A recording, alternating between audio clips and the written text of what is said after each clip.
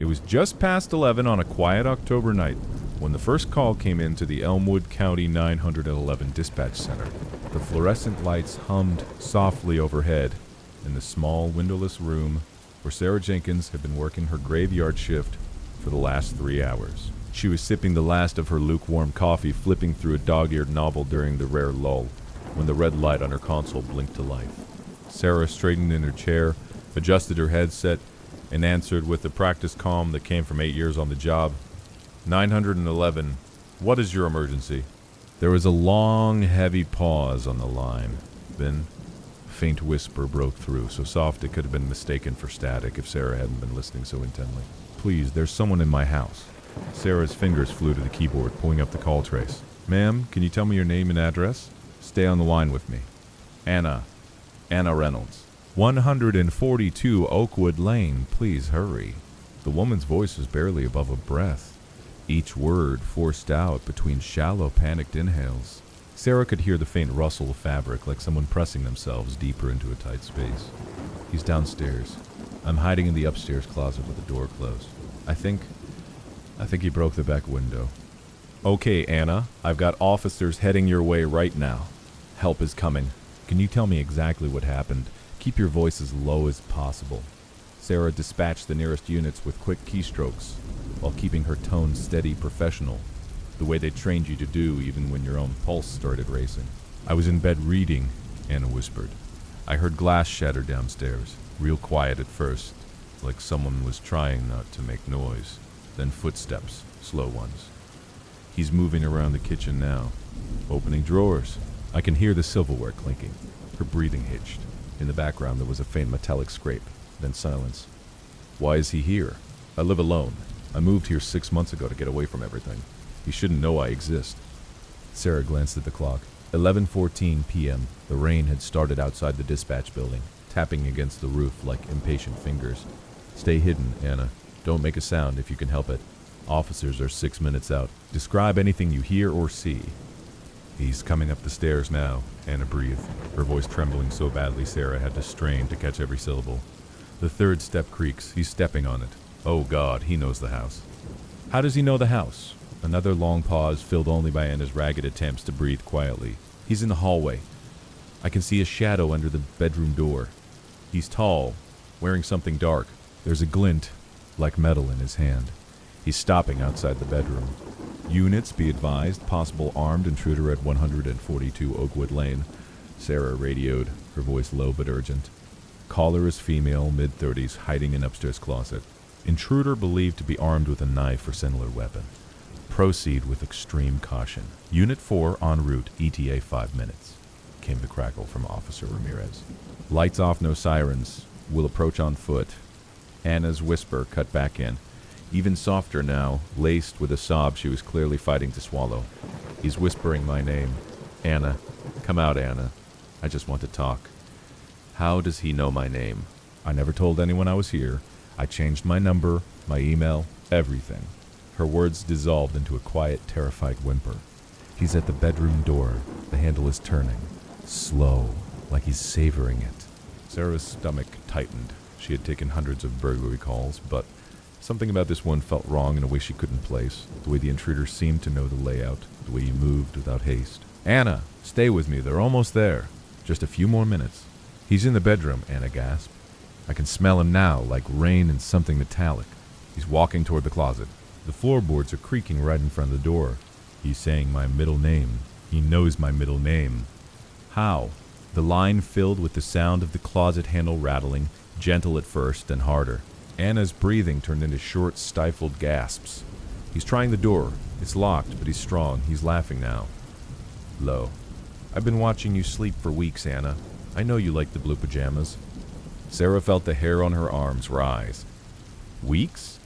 The call had only been going for 4 minutes, but the intruder's knowledge suggested something far more calculated. She radioed again. Unit 4 caller reports intruder as personal knowledge of victim. Possible long-term surveillance. Move in fast. The rattling turned to pounding. Anna's whisper cracked into a barely contained cry. He's kicking the door. It's splintering. Please, God, send them now. A loud crash exploded through the speaker as the door gave way. Anna screamed once, sharp and raw, the sound cutting off into a wet thud, then frantic scuffling. The phone clattered to the floor. Sarah heard heavy breathing. Not Anna's anymore. Slow and deliberate, like someone standing over the receiver listening. Then a soft, wet gurgle, and silence. Anna, Anna, talk to me. Sarah called, but the line was dead. Outside, the rain hammered harder as officers Ramirez and Hayes pulled up 2 blocks away, killing the engine and approaching on foot through the wet grass. Their flashlights cut narrow beams through the darkness. The house at 142 Oakwood Lane looked ordinary. A 2-story colonial with white siding, a neatly trimmed hedge, a single porch light glowing like a beacon. The back window was shattered, glass fragments glittering on the wet patio. They stacked at the rear door, weapons drawn, hearts pounding in sync with the rain. Elmwood PD, announce yourselves, Ramirez shouted as they breached the back door. The kitchen was a mess, drawers yanked open, utensils scattered, but no one in sight. They cleared room by room, living room empty, couch cushions slashed open as if searched for something personal. Hallway clear. Up the stairs, the 3rd step creaking exactly as Anna had described. The master bedroom door hung open. Inside, clothes were strewn across the floor, a lamp knocked over. The closet door was smashed inward, wood splinters everywhere. They found Anna Reynolds slumped against the back wall of the closet, still clutching the phone in one rigid hand. Her throat had been cut in one clean, deep slash, blood soaking her blue pajamas and pooling thickly on the carpet. Her eyes were wide open, frozen in that final moment of recognition and horror. Small, deliberate cuts marked her arms and collarbone, not deep enough to kill, but enough to make her suffer, to make her wait. The air smelled of copper and fear sweat and the faint, lingering scent of rain-soaked fabric. On the inside of the closet door, scratched into the wood with what must have been the same blade, were the words, "I've always been here." Hayes stepped back, swallowing hard. "Dispatch, we have a code 4, but it's a homicide, victim deceased, no suspect on scene." The investigation that followed stretched over weeks and left the entire department unsettled. Neighbors remembered seeing a tall man in dark clothing walking the street at odd hours for the past month, always pausing near Anna's house but never approaching the front door. Security footage from a neighbor's camera showed the figure slipping into the backyard after dark, moving with unnatural patience. No fingerprints anywhere in the house, except Anna's. The DNA under her nails didn't match any database. The most chilling detail came from Anna's phone records and computer. Someone had been accessing her webcam remotely for weeks, watching her sleep, watching her change, listening to her phone calls. The blue pajamas he had mentioned, she had bought them only 3 days earlier, online, using a private browsing mode. Sarah Jenkins replayed the call recording dozens of times in the days after. That final heavy breathing, after Anna stopped speaking, stayed with her. It wasn't labored or panicked. It was calm, satisfied, like the intruder had known exactly who was listening on the other end of the line and wanted her to hear him too. The case remains unsolved. Anna Reynolds was buried on a gray afternoon, and the officers who responded still checked their own closets before bed, because sometimes the call isn't about an intruder breaking in. Sometimes the intruder has been living in the shadows of your life for longer than you can imagine, waiting for the perfect night to step out of them. But that was only the first disturbing police call to leave its mark on the department. The second one came just 8 weeks later, in the neighboring city of Riverton, on a cold December evening when the streets were already dusted with the season's first snow. The phone rang at the Riverton Dispatch Center at 7:42 p.m. Dispatcher Michael Torres had been on shift for 4 hours, dealing mostly with fender benders and noise complaints. When the line lit up, he answered with his usual brisk efficiency. 911, what is your emergency? A small, high-pitched voice came through, hesitant and childlike. Hello, my daddy is hurting Mommy real bad. She won't wake up. Michael's blood ran cold. Child calls were the worst. Okay, sweetheart, what's your name and where are you? I'm Emily. I'm 6. We live at 319 Maple Court. Daddy got mad again and he's hitting her with the big knife from the kitchen. There's red everywhere on the floor. Can you make him stop? Michael's fingers trembled only slightly as he dispatched units. Emily, I'm sending police officers right now. They'll be there very soon. Are you somewhere safe? Can you hide? I'm under the table in the dining room. Mommy told me to call if anything bad happened. Daddy's in the living room now. He's talking to himself. He says Mommy was bad and now she has to be quiet forever. Emily's voice was eerily calm for a 6-year-old, the way kids sometimes sound when they're too deep in shock to fully understand. In the background, Michael could hear faint, wet sounds, like something heavy being dragged and a man's low muttering. Units. Domestic in progress at 319 Maple Court. 6-year-old caller reports father assaulting mother with a knife. Possible stabbing. Approach with caution. Child on scene. Unit 7 en route. ETA 4 minutes, came the response from Sergeant Klein. Emily kept talking, her small voice filling the line. Mommy's eyes are open, but she's not blinking. There's red on her neck and her shirt. Daddy cut her hair off too. He said it was too pretty. Now he's coming back into the kitchen. I can see his shoes. They're all red. Michael kept her talking, asking gentle questions to keep her focused while the officers sped through the snow-slicked streets. Emily, stay under the table and don't move. Tell me if Daddy says anything else. He's saying the bad words again. He says the voices told him to do it. That Mommy was one of them. He's laughing a little. Now he's sitting on the couch. I think he's watching TV, but the TV isn't on. A long pause. He just looked under the table. He sees me. He's smiling. He says, "Hide, baby girl. Want to help Daddy finish." The call didn't end with screams. It ended with Emily saying very quietly, "He's reaching for me now," followed by the sound of the phone being set down gently, almost politely, then silence. Officers arrived to find the front door wide open, snow blowing in across the threshold. The house smelled of blood and microwave popcorn. In the living room, they found Emily's mother Claire on the floor in a pool of congealing blood. Her throat had been opened ear to ear, hair hacked off in clumps scattered around her like dark feathers. Her eyes were open, staring at the ceiling with the same frozen surprise Anna Reynolds had worn weeks earlier. In the kitchen, under the dining table, they found little Emily sitting cross-legged, phone in her lap, covered in her mother's blood but completely unharmed. She was humming a lullaby her mother used to sing. Her father, David Hargrove, was sitting on the couch, hands folded neatly in his lap, the bloody knife resting on the coffee table like a paperweight. He looked up at the officers with a serene smile and said, "The voices are quiet now. They got what they wanted." The investigation revealed a history of mental illness David had hidden for years, but the most disturbing part came from the home security system footage. For months, David had been recording himself talking to the voices late at night, voices that sounded exactly like his own but described things no one else could know.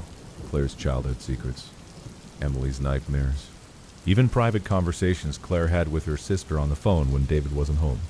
The footage showed him practicing the killing in the basement, rehearsing lines, smiling at the camera as if performing for an audience that wasn't there. Emily was placed with relatives. She still draws pictures of red floors and smiling daddies. The officers who responded still hear that calm little voice in their nightmares. He's reaching for me now. The third disturbing police call arrived 3 months later, this time in the rural outskirts of the county, where cell service was spotty and houses sat miles apart.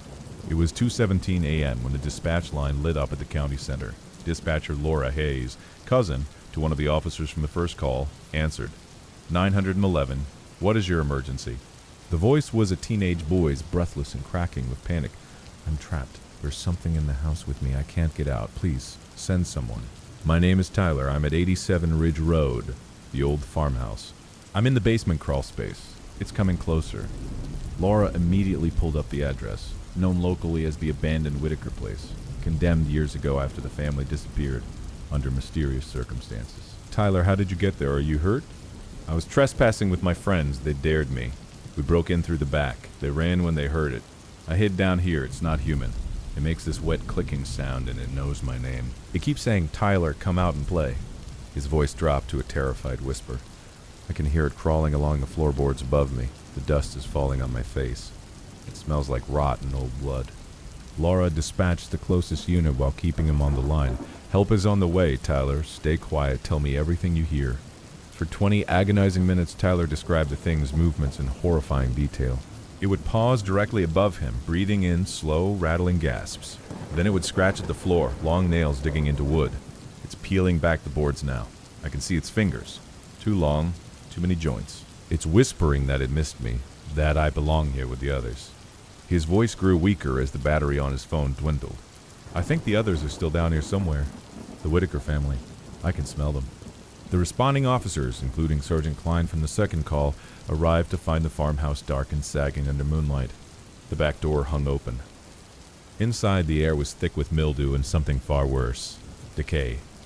They followed the boy's faint voice echoing from the basement stairs. The crawl space door had been pried open from above. Tyler was inside, curled into a ball, phone clutched in one white-knuckled hand. He was alive but catatonic, eyes wide and unblinking. Deep scratches covered his arms and face, as if something with too many fingers had tried to pull him out. They never found the thing, but in the walls of the crawl space, they discovered the remains of the Whitaker family. 4 bodies, mummified, arranged in a circle facing inward, each with their throats torn open in the exact same pattern as Anna Reynolds and Claire Hargrove. Scratched into the dirt floor beside Tyler were the words, "Welcome home." Tyler never spoke again after that night. He was committed to a psychiatric facility where he still whispers about the clicking sounds that follow him in his sleep. The 4th call came on a humid July night in the city center. The kind of sticky evening when the streets smelled of hot asphalt and fried food from the food trucks. Dispatcher Carlos Rivera picked up at 1:03 a.m. 911, what is your emergency? The voice on the other end was calm, almost pleasant, a middle-aged man speaking slowly and clearly. Hello, my name is Richard Lang. I live at 221 Pinehurst Drive, apartment 4B. I've just killed my wife and 2 children. I thought you should know before I finish. Carlos's training kicked in instantly. Mr. Lang, can you tell me if anyone is injured? Are you hurt? No, I'm quite fine. Sarah was sleeping. I used the pillow first, then the kitchen knife for the children. They didn't suffer much. Emily was 8. She asked why. I told her the family had to be together. Jacob was only 4. He didn't wake up at all. The man's tone never wavered. He described every detail methodically, like he was reading a grocery list. I cleaned up a bit. The blood is mostly on the bedsheets. I left the knife on the coffee table for you. I'm sitting in my recliner now, waiting. Units arrived within minutes to find the apartment door unlocked. Inside, the scene was pristine except for the bedrooms. Richard Lang sat exactly where he said he would be, hands folded, staring at the wall with a small, satisfied smile. His wife and children lay exactly as described, clean cuts, peaceful expressions frozen in sleep. On the coffee table, the knife rusted beside a handwritten note. They were too loud anyway. The investigation uncovered years of hidden financial ruin, affairs, and a diary filled with entries about the quiet that would come after. Richard never resisted arrest. In custody, he asked only one question. Did the dispatcher hear how peaceful it was? The 5th and final call in this chain of nightmares occurred on a foggy November morning at 4:55 a.m., back at the original Elmwood Dispatch Center.